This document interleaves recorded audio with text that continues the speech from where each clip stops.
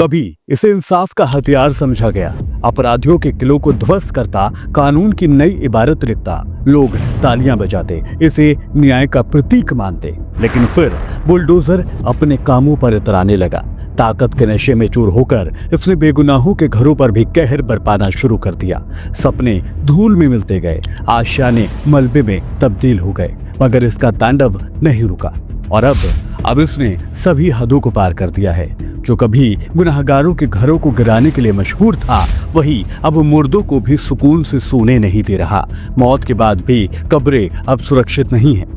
साल 2022 नवंबर की बात है। महाराष्ट्र के सतारा जिले में प्रतापगढ़ किले के पास अफजल खान की कब्र के आसपास बने अवैध ढांचे को गिराने का आदेश जारी किया गया। अदालत का यह फरमान था। सरकार ने बुलडोजर चलवा दिया। भाजपा नेता नीतीश राणे ने इसे और आगे बढ़ाते हुए कहा कि इच्छा तो ये है कि कब्र को भी हटा दिया जाए। हालांकि आखिर में कब्र बच गई, मगर उसके आसपास का सब कुछ मटिया मेट कर दिया गया। लेकिन ये बुलडोजर रुका नहीं। अब ये बुलडोजर इंसाफ का पैमाना बन चुका है, जो खुद ही फैसला सुनाता है, खुद ही सजा देता है। पहले जिंदगियों को उजाड़ता था और अब मौत के बाद भी पीछा नहीं छोड़ रहा। महाराष्ट्र के मुख्यमंत्री देवेंद्र फडणवीस ने छत्रपति संभाजीनगर जिले के खुलदाबाद से मुगल बादशाह औरंगजेब की कब्र हटाने की मांग का समर्थन कर दिया है। और ये समर्थन हुआ तो मानो हंगामा खड़ा हो गया। मुख्यमंत्री ने कहा कि हम सब यही चाहते हैं, लेकिन आपको इसे कानून के दायरे में करना होगा, क्योंकि ये एक संरक्षित स्थल है। कुछ साल पहले ही कांग्रेस के शासनकाल में इस स्थल को एएसआई के संरक्षण में रखा गया था। दरअसल छत्रपति शिवाजी महाराज के वंशज भाजपा के सतारा सांसद उदयन राजे भोसले ने मांग की थी कि औरंगजेब की कब्र को ढहा दिया जाए। उन्होंने ये कहा था कि क्या जरूरत है एक जेसीबी मशीन भेजकर उसकी कब्र को गिरा दो। वो एक चोर और एक लुटेरा था।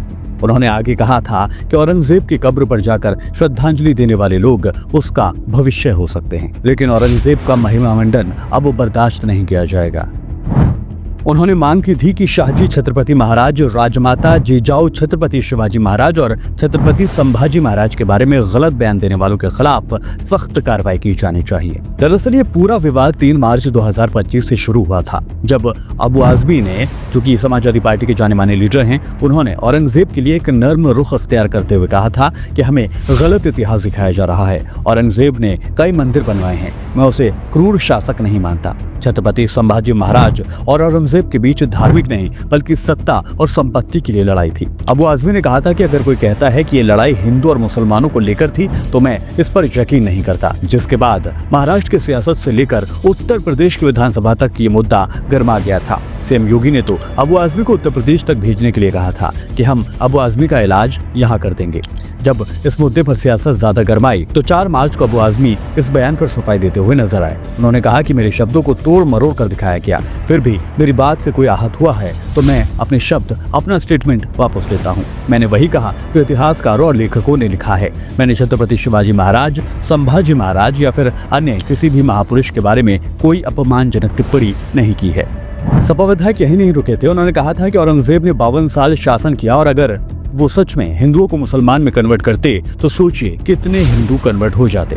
1857 की विद्रोह में जब मंगल पांडे ने लड़ाई शुरू की तो उसका साथ सबसे पहले मुसलमान बहादुर शाह जफर ने ही दिया था। इसके बाद विवाद थमा नहीं। डिप्टी सीएम एकनाथ शिंदे ने बयान का विरोध करते हुए कहा था कि अबू आजमी पर देशद्रोह का मुकदमा चलना चाहिए। यहाँ आपको ये भी बताते चलें कि औरंगजेब की मौत 1707 में 87 साल की उम्र में हुई थी। उनको औरंगाबाद से 25 किलोमीटर की दूरी पर खुलदाबाद में दफनाया गया था, जहां उनकी पत्नी की कब्र बीबी का मकबरा भी है। अपनी वसीयत में ही औरंगजेब ने इच्छा इस बात की जाहिर की थी कि उन्हें खुलदाबाद में दफनाया जाए, जहां उनके उस्ताद सूफी संत सैयद जैनुद्दीन को दफनाया गया था। ये मकबरा सैयद जैनुद्दीन के परिसर में ही है। उन्होंने ये भी हुक्म दिया था कि उन्हें एक आम खुली हवा वाली कब्र में दफनाया जाए। बाद में हैदराबाद के निजाम में भारत के तत्कालीन वायसराय लॉर्ड कर्जन के अनुरोध पर मकबरे के चारों ओर संगमरमर की ग्रिल लगवा दी थी। खैर, अब ये कब्र रहेगी या नहीं ये तो आने वाला वक्त ही बताएगा, लेकिन एक बात तय है कि जिस तरह से बीजेपी का राजनीतिक इतिहास रहा है तो मुमकिन है औरंगजेब की कब्र को मिट्टी में मिला दिया जाए। लेकिन यहाँ सवाल ये कि क्या ये कब्र पर सियासत जायज है? अगर हाँ तो किस हद तक? क्योंकि मौत एक हकीकत है।